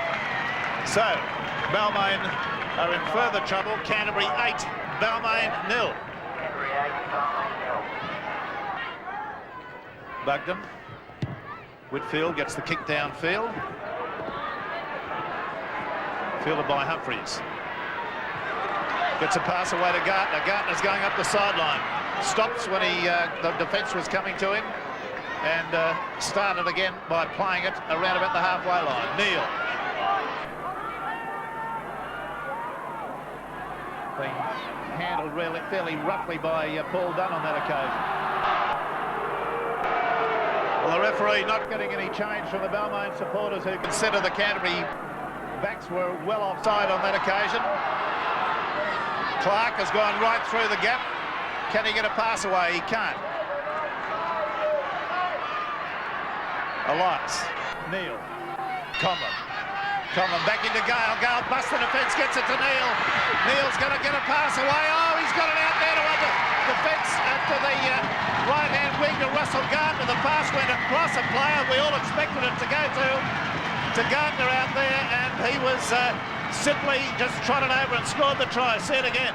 Good comeback by the Tigers on the State Bank replay. They spread the ball wide, looking for an advantage. Scotty Gale moves himself infield, and again the pass goes further back inside to Michael Neal. He looked across to Paul Bevan, decided to cut him out. Steve O'Brien was right on his tail. Russell Gardner, probably the best finisher in the club, picks himself up another try. Here we see it again going wide. Michael Neal to Conlon. Conlon looked outside, but Gale decided the advantage was back inside, and again Michael Neal, good support player, a man in form after another strong showing in Wednesday night's National Panasonic Cup Final, and a good ball out to Russell Gardner, who did the rest. Well, we'll give Neil the benefit of the doubt there. I don't know whether the pass was intended to go there. I think it was probably intended to go to the other player, but Gardner got it, and he scored the try, and a good one it was. Conlon will now try to convert from about 8 metres in from the sideline and about a metre out from the quarter line. 8 points to 4.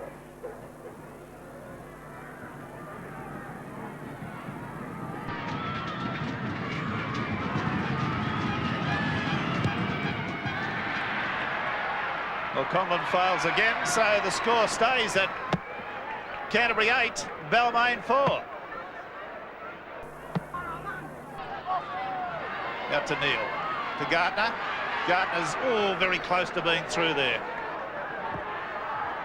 Conlon, Neil, Bevan, Gale, Humphries, Davies is going for the line, going strongly, and he's going to go close. He's gone perilously close, within 1 metre.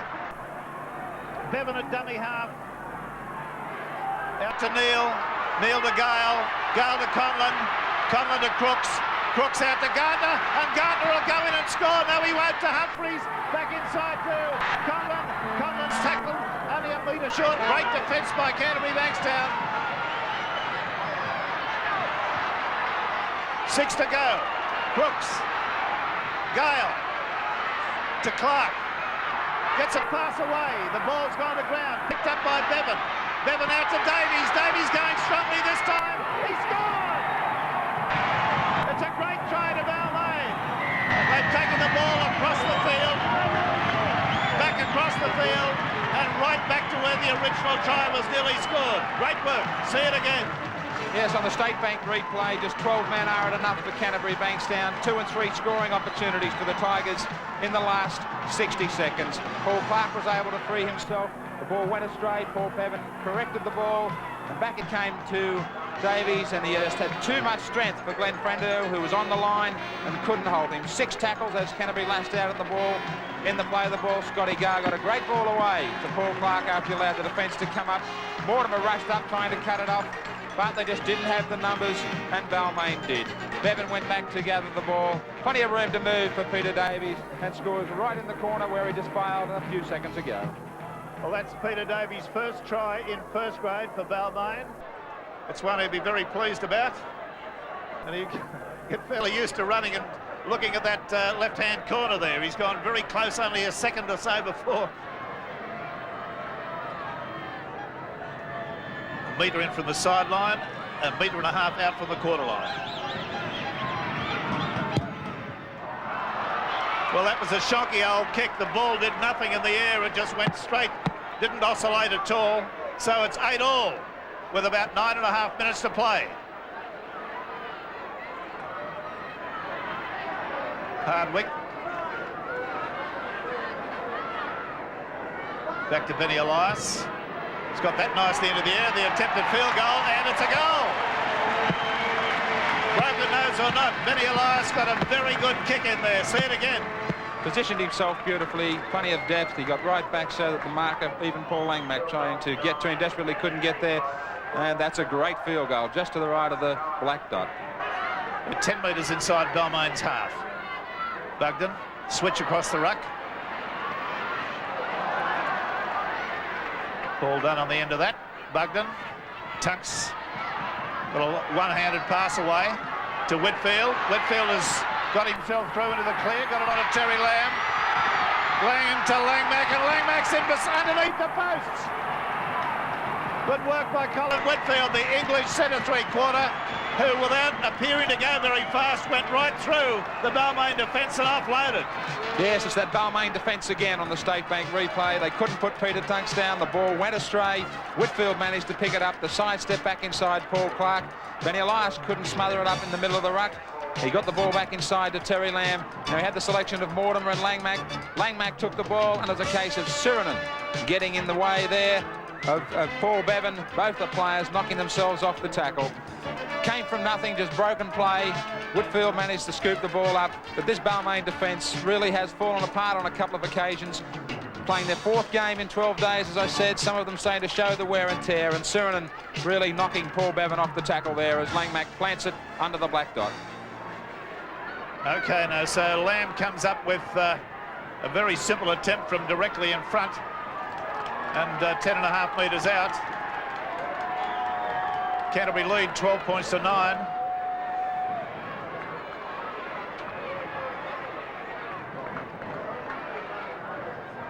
Two tries each, and Balmain unable to convert either of theirs or a penalty.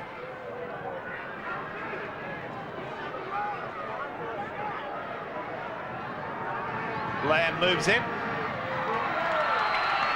and it's a goal. So the score now is Canterbury 14, Balmain 9.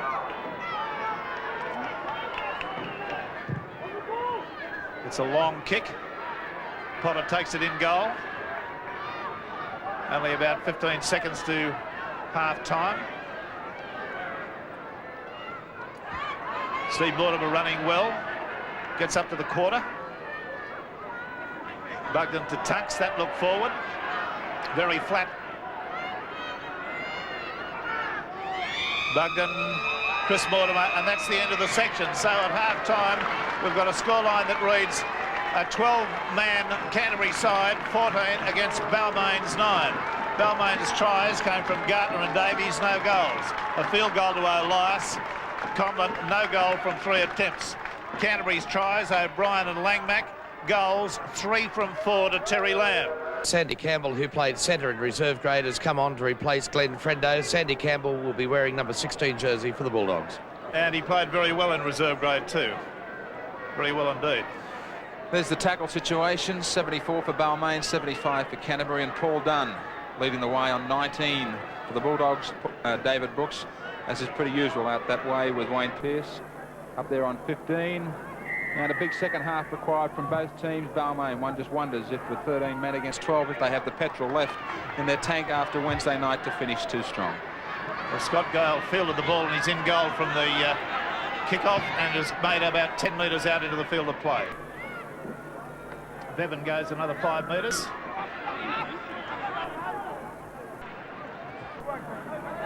I'd like to see Paul Sirinen get a little bit more involved. He's been pretty ordinary. Benny Elias at dummy half now. The player Crooks is getting slowly to his feet, and there is a great kick from Scott Gale, taking play about 13 metres into their half from back in the quarter. Very good kick indeed, over 50 metres.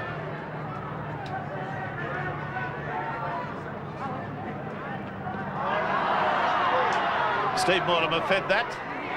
Comes round the scrum. He's beaten 1. Neil gets him by the foot. Potter. O'Brien going for a surge on the open side of the ruck. A little bit of a dust-up going on in back play. I'll continue with the action. Here's Steve Mortimer stumbling as he runs. Potter. Tunks. Belted back a yard or 2. That's good, powerful defence. David Brooks responsible. Potter. That ball is, an absolutely acrobatic catch there by Neil. The ball ricocheted off a Whitfield kick. Came to Neil and he had to lunge sideways to take it. On to Lee Crooks. Going straight. 5 metres inside his half. Benny Elias runs from dummy half. Gets driven backwards by Chris Mortimer. Gets to his feet and plays it. And couldn't pick the ball up cleanly. Now the touch judge is in. There's the replay of Benny trying to rush to his feet, claiming that Chris Mortimer interfered. Mick Stone doesn't agree on this occasion. However, we might see some action taken with both the hookers, who are up for about their 3rd caution apiece. Well, I wish I was a fly on the wall there to hear exactly what's 10 minutes in the sin bin for both of them. So Canterbury are down to 11 men and Balmain to 12. And Canterbury packing Paul Langmack in the hooking role, and David Brooks rather reluctantly taking over for Benny Elias. The ball has been heeled out the Canterbury side. Wins to Steve O'Brien out the wing. Lamb, kick charge down. Collins made a meal of it. 6 to go. Gee whiz, if ever there was a try on, it was on then. He tried to wait for the bounce to come up instead of kicking it ahead. But we'll see that again in a minute. Steve Mortimer. On a Langmack.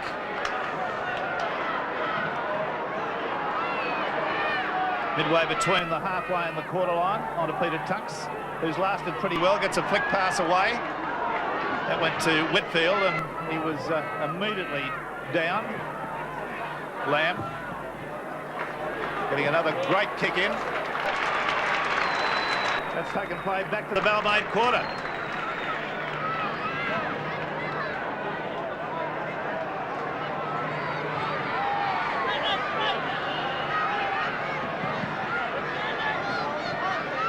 Scrum to be fed by Michael Neal.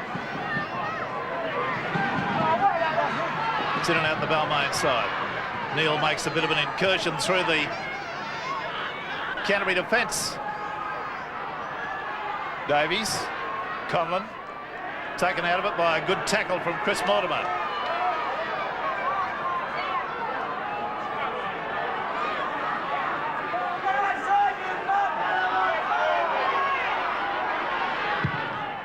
Lee Crooks kicks downfield, taken by Potter.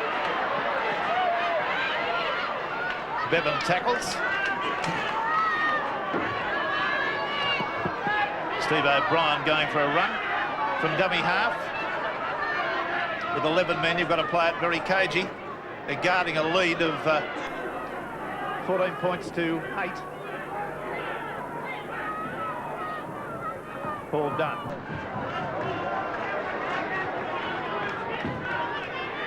Langmack. Steve Mortimer kicks for touch. Well, it's straightened up. Humphries has got it. He evaded the Terry Lamb tackle. Steve O'Brien put him down. Neil onto Russell Gardner. Well, the crowd really getting irate about this Canterbury defence. They consider it offside. Lee Crooks, way to Neil. Neil to Hardwick.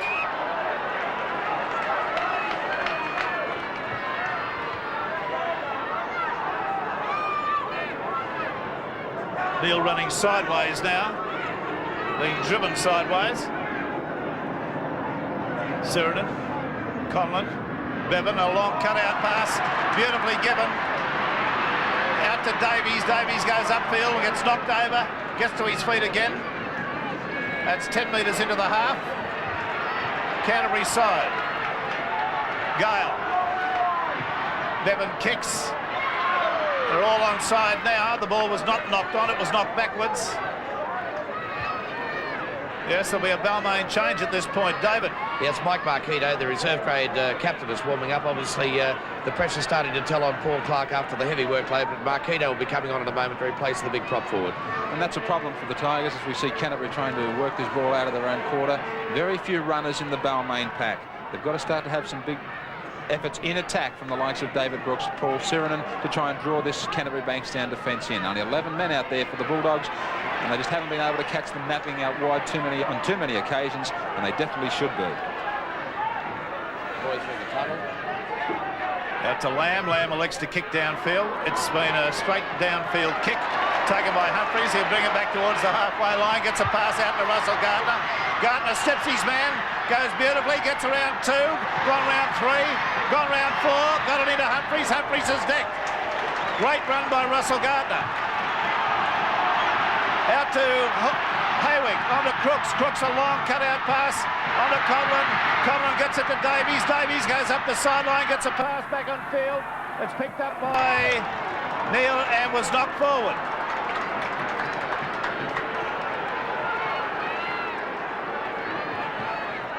So here they are, just counting the minutes down. Certainly not looking, taking any glances at each other as Marquito finds his way onto the field for the Tigers, and as David Fordham called it, Paul Clark, the man to come off. Well, Paul Clark's been a very good worker for the Balmain side, and I feel that probably Sheridan was the one I would have replaced. Onto Hemsley. Hemsley charging at the defence and makes another good inroad. Out to Neil. Neil to Conlon. Conlon to Gale.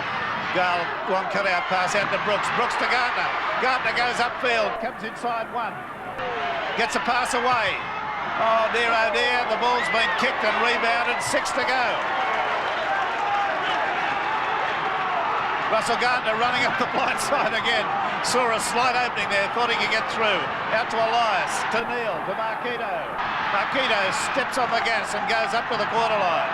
And again, they have the numbers if they shift the ball wide to the left. But they get the penalty. Failure to get away from the tackle player. It's a monotonous thing. Takes the quick tap. Goes well, goes under a head-high tackle. I'm not so sure that's the right tactic. I would have taken the points on offer, but we'll come back to that. Hemsley gets a pass away to Hardwick. Hardwick drops it and loses it, does he? Well, Benny Elias certainly paying the penalty himself now for not taking the shot at goal. Still 19 minutes to go in the game, and there's only 5 points separating the side, well within the distance of Ross Conlon, and he decided against. Steve O'Brien. Canterbury are a very tired team at the moment, and they've got every right to be. They've clung on to this lead for a long, long while. Terry Lamb. Mark Bugden. Out to Chris Mortimer. Gets to the quarter line. The kicking game will come into evidence now. Out to Whitfield. Whitfield drives it straight down the middle of the field. Humphries gets to it on the second bounce. Got a pass away to Gardner. Gardner goes upfield. He's playing well. Gets a pass away to Humphries, and it's forward. Knocked on. And Langmack comes up with it. Onto O'Brien. Greg Whitbread charging at the line. He's lost the ball. Gardner's got it. Out to Conlon. Conlon to Marquito. Marquito runs into a peck of trouble there in the middle of the field. Tux just hurled himself like a projectile at him. Conlon. Elias. Neil.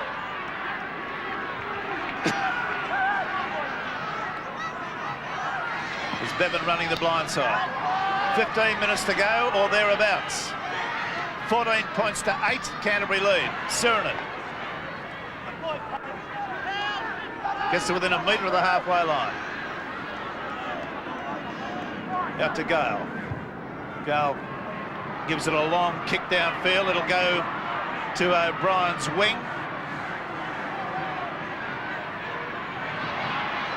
And he runs into trouble there, midfield.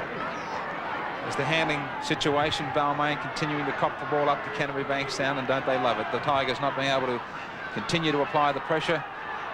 They've got to keep searching out wide to try and find the gaps. Canterbury running from dummy half and just trying to crib their way out of their own territory.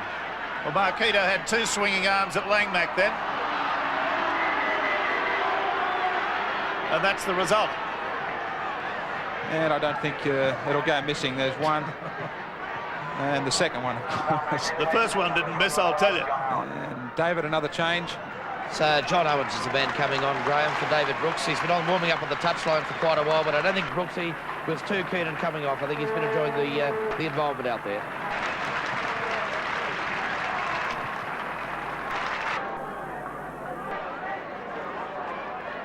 Well, the ball is up and it's about to be played. The whistle blows. They're on with the Motley. Out to Terry Lamb. Kicks downfield. Humphries gets himself between the line and that. Oh, geez. I nearly swore then. That was a terrible pass from Humphries. Terrible pass to Neil. Just a disaster if that had been snapped up by Canterbury Bankstown and gone on with. Not a Hemsley. Hemsley surges away. Has the ball stolen from him by Terry Lamb, who's a noted purloiner. Steve Mortimer running as if he was going to pass. Let's not forget that the field goal is also important to Canterbury. They've maintained this lead right throughout the second half of 14-9. They're heading to the goal post now. Look for Steve Mortimer or Terry Lamb to set themselves for the field goal. Peter Tux comes surging ahead. This will be a major performance by Canterbury if they manage to retain it. Steve Mortimer got a pass away miraculously somehow around about after the pass had been, after the runner had gone past him. Out to Mortimer. Lamb. There's a ricochet. It's going into the in-goal area and it's a try, is it? Knocked on. Referee Stone giving us all heart failure there for a moment. Interesting decision. I had my eye on Michael Stone. He was ruling play on in the back play. He was ruling waving the play on. 6 tackles to go again for Canterbury, but having second thoughts as they come up with a scrum win against the feed.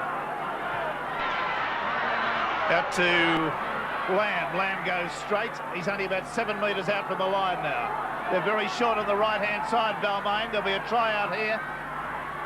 Chris Mortimer. They've only just equalised the numbers. Potter trying to surge away. About 13 minutes to go in this match. Neil has fallen on it, but the last tackle coming up. Bugden, Tunks, the ricochet, taken by Bevan, and he's offside. No doubt about it. Bevan was definitely in front of the ricochet. Tunks looking for the grabber into the end goal. The ball coming off Makito and Paul Bevan in front of him, picking the ball up. Terry Lamb moves in now. Guides it successfully over, so the score now is Canterbury 16, Balmain 9.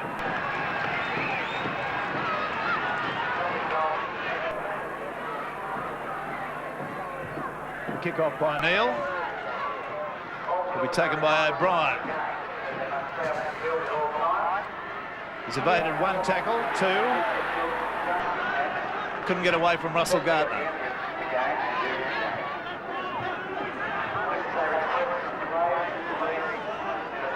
Mark Bugden running from dummy half. Steve Mortimer sets himself for a sprint. Bugden. Lamb directs that kick down the middle of the field. On the second bounce, it goes to Humphreys. He's wrapped up there.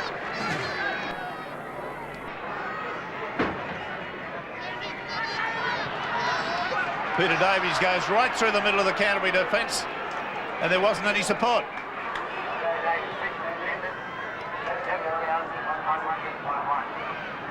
Scott Gale weaving. Cut back towards the area that he come from.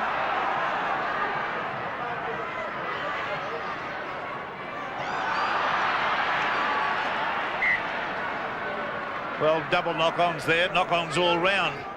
Kerry Hemsley lost the ball forward, and in attempting to pick it up, Canterbury knocked on.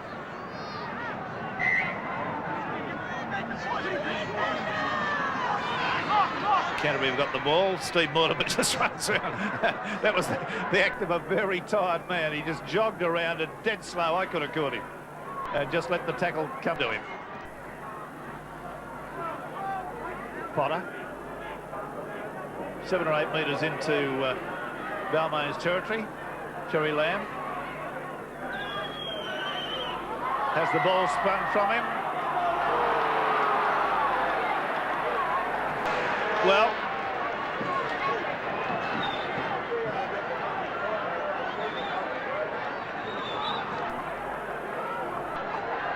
they're asking off the field what they should do. That's ridiculous. They've got a captain out there.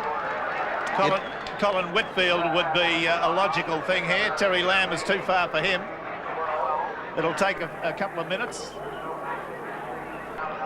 And they take the kick at goal. The only assurance he needs to give his captain is he can kick it dead.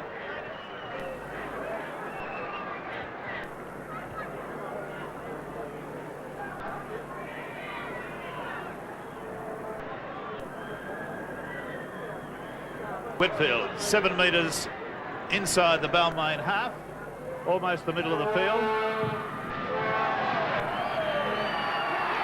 And he's kicked it, and it's gone dead. So the option was there. 18 points to 9. Canterbury lead, Balmain.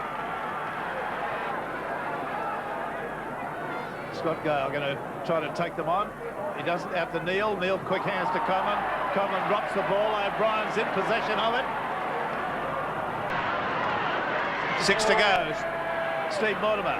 Away to Steve O'Brien. Up the sideline. Going very strongly. Tackled on the quarter line. Steve Mortimer. Langmack. Potter trying to inject himself from fullback. Bugden. Peter Mortimer.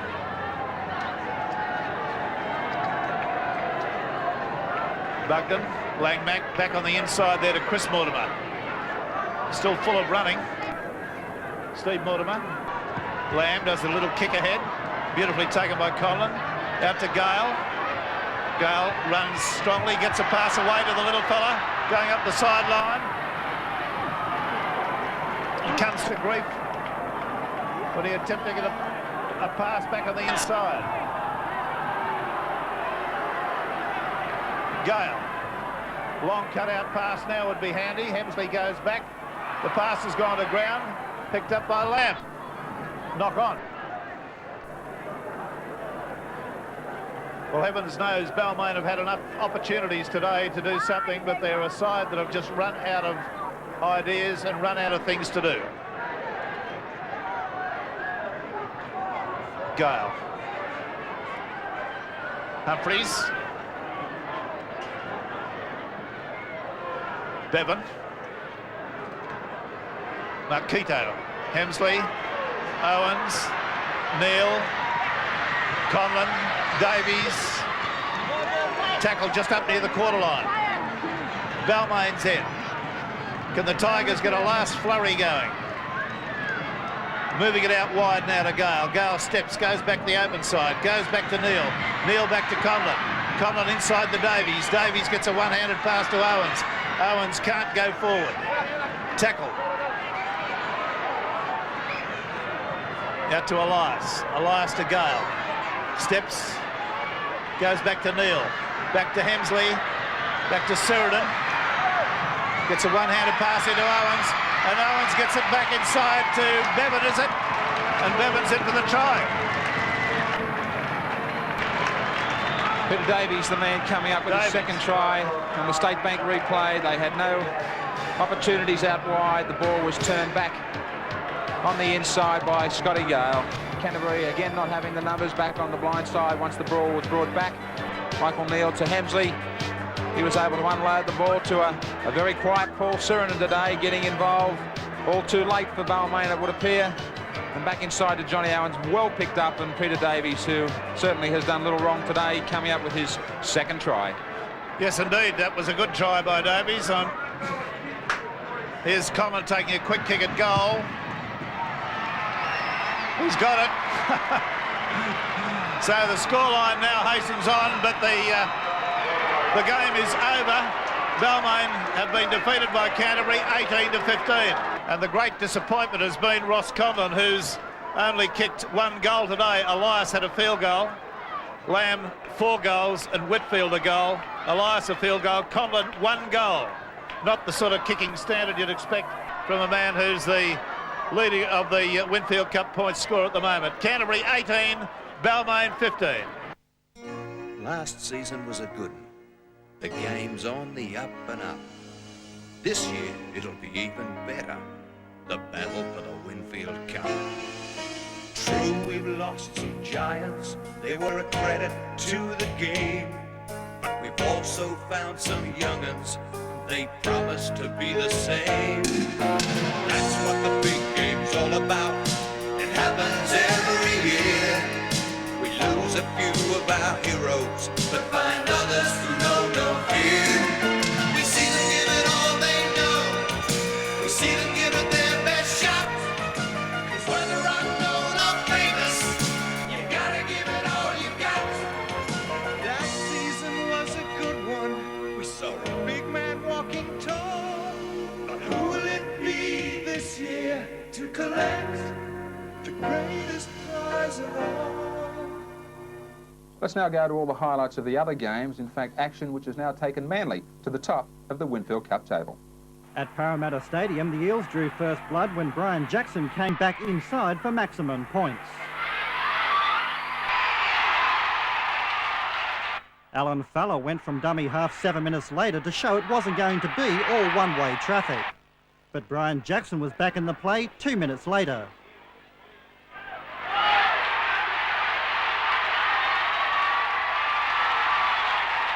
Five minutes before half-time, the action was end-to-end. Mark Laurie made the break. Mike Eden loomed in support. His pass was knocked down, and in the race for the ball, Jackson came up with his third try. But 1 minute before the break, the best try of the match. Trevor Cogger kicks, Doug Rawlings regathers before finding Alan Geelan. Parramatta scored 2 tries to 1 in the second half. Replacement Danny Krankovic got both. Parramatta revenged their first round defeat by Wests. At Penrith Park, the Sea Eagles led 10-2 at half-time. Replacement forward Ian Gately offloaded a perfect pass for Darryl Williams. Then Chris Close found Stuart Davis, who went over out wide.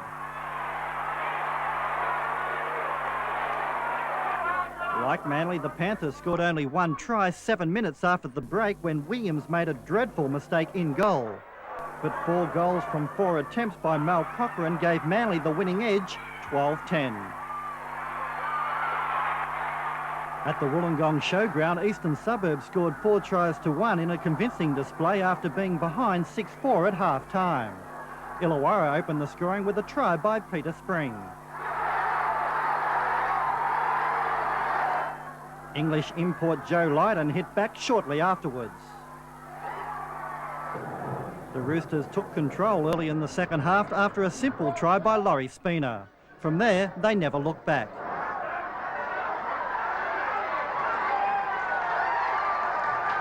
At North Sydney Oval, the Bears meant business. It all started when Mark Graham found Steve Casey, who turned it back inside for Greg Florimo.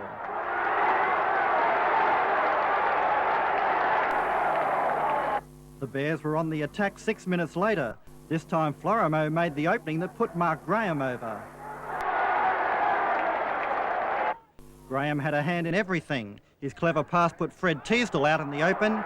John Dorahy supported before sending Teasdale on his way.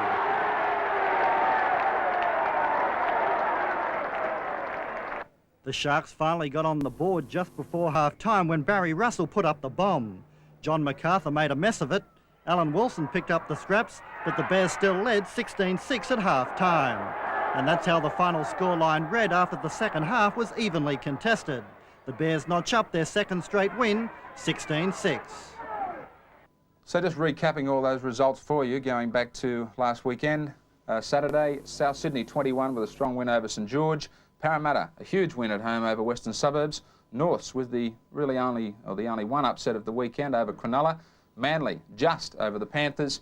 East convincingly over the Steelers. And Canterbury, that courageous performance with just 12 men, 18-15 over Balmain. The table, of course, Manly jumping out clear of Balmain now by 1 point. The Roosters are still there with the Tigers, Canberra and Cronulla and South pulling up the top 5 and 6 places. Canterbury and Parramatta looming as dangers there on 16. Penrith, North, Illawarra, plenty of work left in the second round. St George and West, virtually no chance at all. Next week's matches, East up against North Sydney, Canberra, Illawarra, Manly take on West, Canterbury, very important clash against Penrith, Cronulla against St George, South, Balmain and Parramatta have the bye. Well, I trust that you've enjoyed all the action in Series 15 of the Winfield Cup. Until next week, I'm Graeme Hughes. Goodbye for now.